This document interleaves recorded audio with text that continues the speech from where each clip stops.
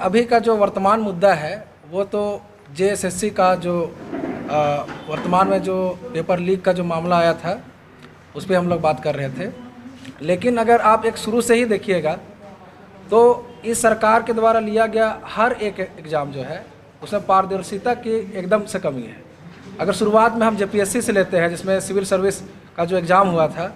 उसमें जो merit list बनाया गया उसका मार्कशीट अभी तक जारी नहीं हुआ है। ऐसा सरकार किस लिए कर रही है, आयोग किस लिए किया? वो इसलिए क्योंकि लिखित परीक्षा में जो नंबर है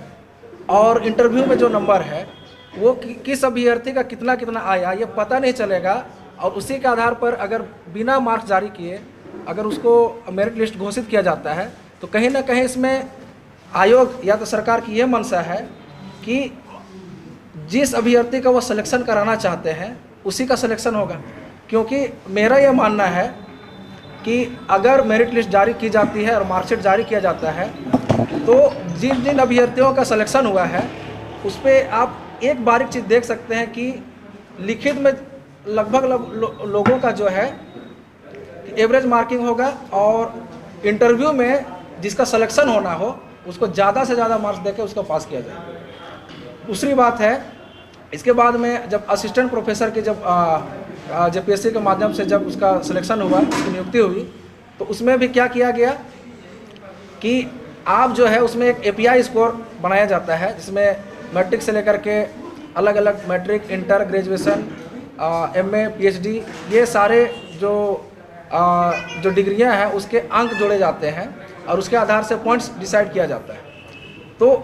आयोग जो इसमें क्या कि आप जो है हर एक अभ्यर्थी का एक एपीआई स्कोर डेवलप किया जाता है। वो एपीआई स्कोर पब्लिक डोमेन में डाला तो गया, लेकिन इस तरीके से डाला गया कि कोई भी अभ्यर्थी जो है अपना जो कॉम्पिटिटिव या अपना जो कॉम्पिटिटर है उसका एपीआई स्कोर नहीं देख सकता है। आप अपने स्तर से अपना यूजर आईडी डालिए, पासवर्ड डालिए और अपना मार्क्स देखिए और खुश हो जाइए। इसका मतलब ये है कि अगर किसी को उसमें अगर नंबर बढ़ाना हो या कम करना हो तो ये काम वहाँ पर उसके लिए खिड़की खोली रखी गई थी। खिड़की इस तरीके से खोली गई थी कि उस पर जो है कि